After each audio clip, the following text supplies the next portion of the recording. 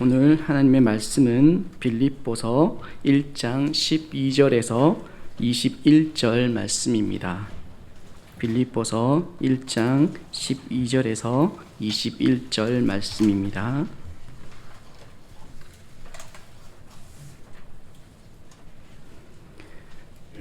하나님의 말씀을 한 절씩 읽도록 하겠습니다. 형제들아, 내가 당한 일이 도리어 복음 전파의 진전이 된 줄을 너희가 알기를 원하노라.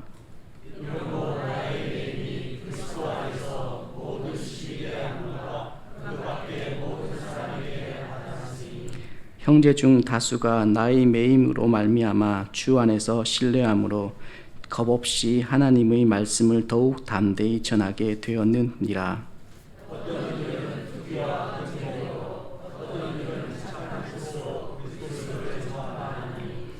이들은 내가 복음을 변증하기 위하여 세우심을 받은 줄 알고 사랑으로 하나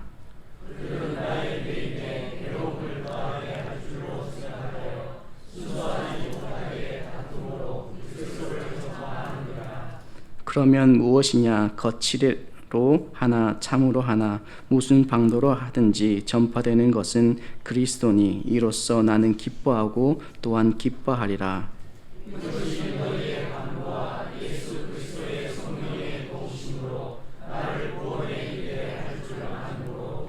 나의 간절한 기대와 소망을 따라 아무 일에든지 부끄러워하지 아니하고 지금도 전과 같이 온전히 담대하여 살든지 죽든지 내 몸에서 그리스도가 존귀하게 되게 하려 하나니 이는 내게 사는 것이 그리스도니 죽는 것도 유익함이라.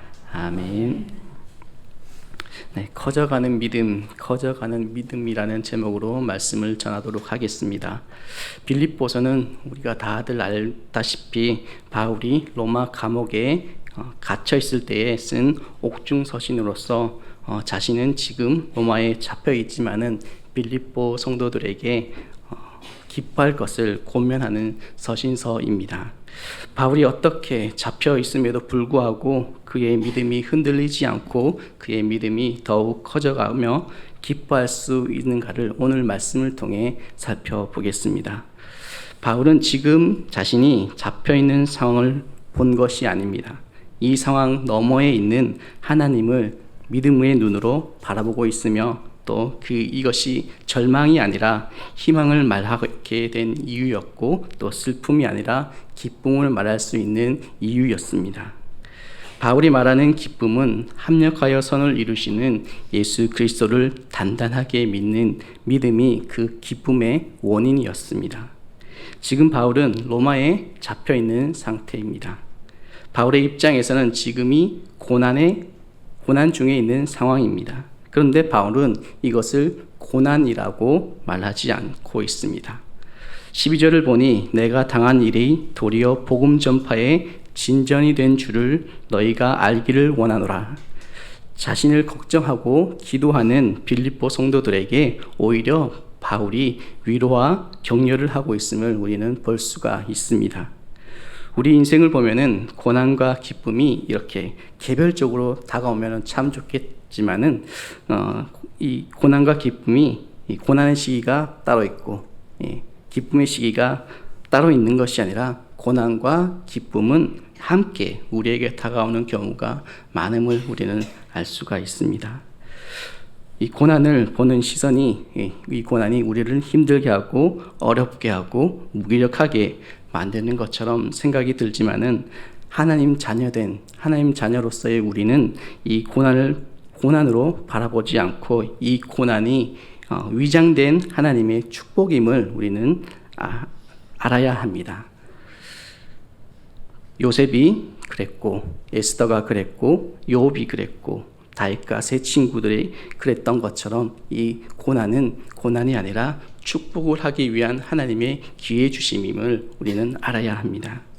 이 말은 고난이 부정적인 것만 아니라 이 고난이 나에게도 축복이 될 수 있다는 것임을 알 수가 있습니다. 믿음의 눈으로 이 고난을 바라보게 되면은 고난 건너편에서 우리를 바라보고 계시는 손을 뻗어주시는 하나님을 볼 수가 있습니다. 우리의 인생이 힘들고 어려운 고난 가운데 있다라는 생각이 들면은 하나님을 더욱더 단단하게 꽉 붙잡으시길 바랍니다. 지금이 은혜 받을 기회이기 때문입니다.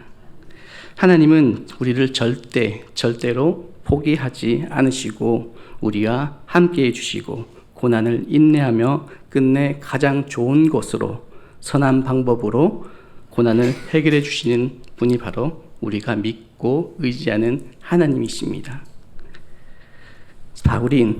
바울을 싫어하던 유대인들이 있었습니다. 이 바울이 죽기 전에는 먹지도 마시지도 아니하겠다는 사람의 수가 40명에 이르렀습니다. 이 40명이 한 사람을 죽이려고 이렇게 애를 쓰고 기를 쓰고 죽이려고 계획을 하였고 여러 방법을 찾았는 이유는 바울이 바로 예수 그리스도를 전하였다는 단 하나의 이유였습니다. 예루살렘으로 간 바울은 로마군에 의해서 넘겨지게 되었고 로마 시민권자였던 바울은 그 재판을 받기 위해서 예루살렘에서 로마로 이렇게 호송되기에 이르렀습니다. 이 장면만 보면 바울의 처지가 잡힌 몸이 되었고 아무것도 할 수 없는 상황처럼 보이지만은 바울은 자신을 죽이고자 하였던 유대인들의 위협으로부터 로마 군에 의해 안전하게 보호받게 되었습니다. 그리고 로마까지 가려면 어려운 길, 위험한 길을 가야 했지만은 로마 군대와 함께 로마까지 안전하게 가게 되었습니다. 우리가 볼 때 바울의 잡힘은 슬픔이었고 절망적인 상황일 수도 있었지만은 하나님은 오히려 바울의 상황을 바꾸어 주셨습니다. 바울은 이러한 일들이 일어난 후에 이렇게 12절에서 내가 당한 일이 도리어 복음 전파의 진전이 되었다고 이렇게 말하고 있습니다. 어떤 것이 바울의 복음 전파의 진전이 되었다고 말을 하고 있냐면은 바울은 로마에 가기를 원하였고 로마에 가서 복음을 로마에 있는 사람들에게 전하기를 원하였지만은 가지 못하는 상황이었습니다. 이제 그는 로마에 가서 복음을 전할 수가 있었습니다. 자신이 붙잡히고 로마에 온 것이 복음 전파의 진전이 되는 이유였습니다. 바울이 로마에서 감옥에 있게 되었는데 여기는 우리가 생각하는 창살에 있는 감옥이 아니라 집에 바울이 가택연금이 되어 있었습니다. 당시 가택연금이 되어 있는 사람을 지키기 위해서 로마 경비병이 이렇게 교대 근무하면서 바울을 감시하게 되었습니다. 13절 말씀에 나의 매임이 그리스도 안에서 모든 시위대왕과 그 밖의 모든 사람에게 나타났다라고 이렇게 말하고 있습니다. 바울은 매일매일 경비병을 바꿔가면서 아마 그들에게 예수님을 전하였을지도 모릅니다. 합력하여 선을 이루시는 이 하나님이 바울에게 로마에서 복음 전하는 일을 할 수 있게 해 주셨습니다. 그것도 안전하게 24시간 국가로부터 보호를 받으면서 이렇게 복음을 전하는 일을 하게 되었습니다. 나에게도 합력하여 선을 이루시는 우리 하나님이 내 일과 상황과 길을 열어주심을 믿고 하나님만 신뢰하는 하나님의 자녀가 되기를 축복합니다. 바울이 로마 감옥에 잡히게 되자 바울이 복음을 전한 곳에 세워진 교회 중 몇몇 곳에서 문제가 발생을 하였습니다.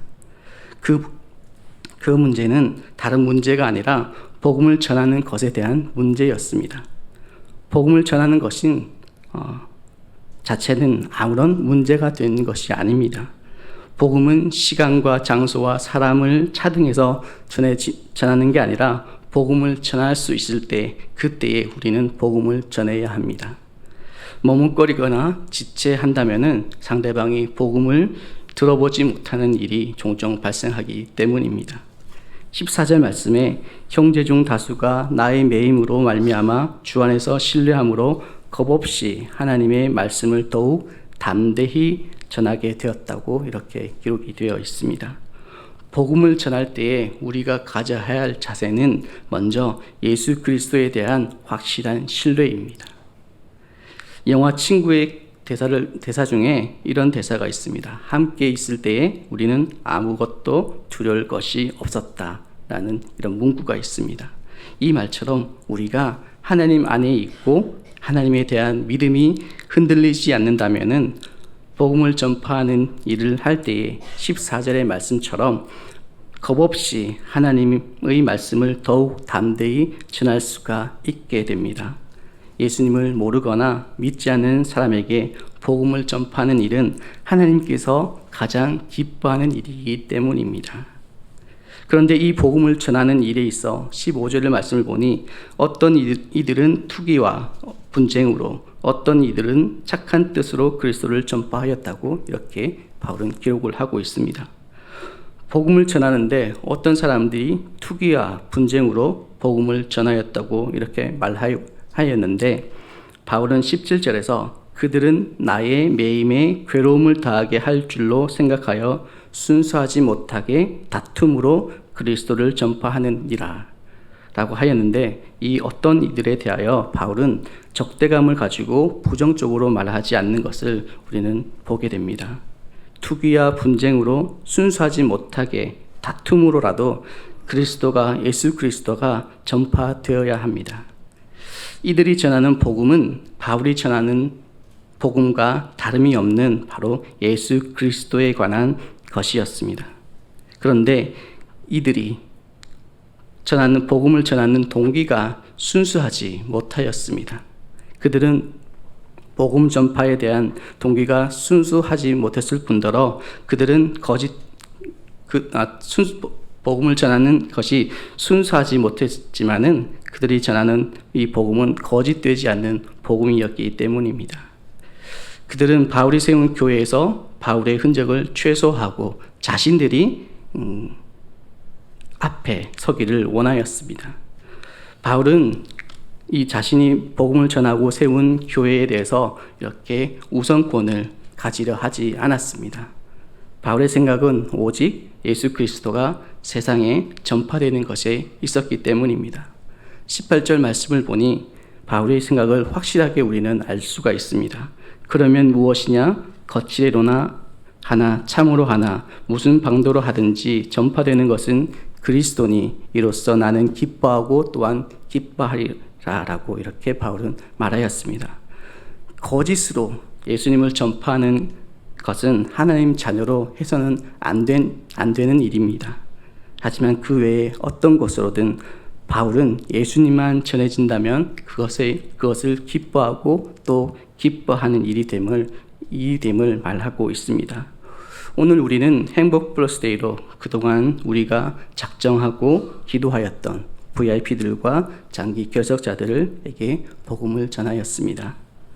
귀하고 귀한 예수 그리스도를 이제 전하였으니 이제 복음의 씨앗이 뿌려졌고 복음의 씨앗이 잘 자라기 위해서 우리는 성령님께 맡겨야 합니다.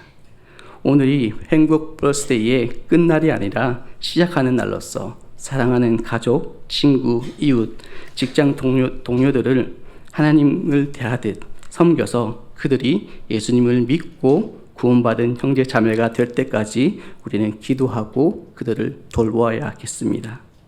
바울이 가진 예수 그리스도에 대한 믿음을 잘 표현하는 말씀이 21절 말씀으로 이는 내게 사는 것이 그리스도니 죽는 것도 유익함이라 하고 바울은 말하고 있습니다. 바울은 예수 그리스도를 위해 죽는 것도 그에게는 두려움의 대상이 아니라 유익이 된다고 이렇게 말하고 있습니다. 바울은 다메섹에서 예수님을 만나고 그리고 생각과 믿음의 대상이 완전하게 바뀌게 되었습니다. 바울은 예수 그리스도에 대한 믿음이 시간이 흐르면 흐를수록 더욱더 단단해지고 커져갔음을 우리는 알 수가 있습니다. 같은 유대인들에게 미움을 받고 죽임을 당할 뻔하고 복음을 전하려고 여기저기 다니면서 죽을 뻔하였고 지금 로마에 갇혀 있지만은 이후 재판에서 그 어떤 결과가 나오더라도 믿음이 흔들리지 않고 어떻게 되든 하나님의 인도하심에 순종하는 자세가 되어 있음을 바울은 말하고 있습니다. 우리도 이런 바울의 믿음을 본받아서 우리 신앙의 모습에 적용을 해야겠습니다. 나의 주도권을 인정받기 위해서 나를 인정받기 위해 노력하기보다는 예수 그리스도를 위해서 충분히 나의 주도권을 내려놓고 가장 낮은 곳에 우리가 있더라도 그곳이 복음을 전하는 곳이라면은 어디에든지 복음을 전하는 하나님의 자녀가 되기를 예수님 이름으로 축복합니다.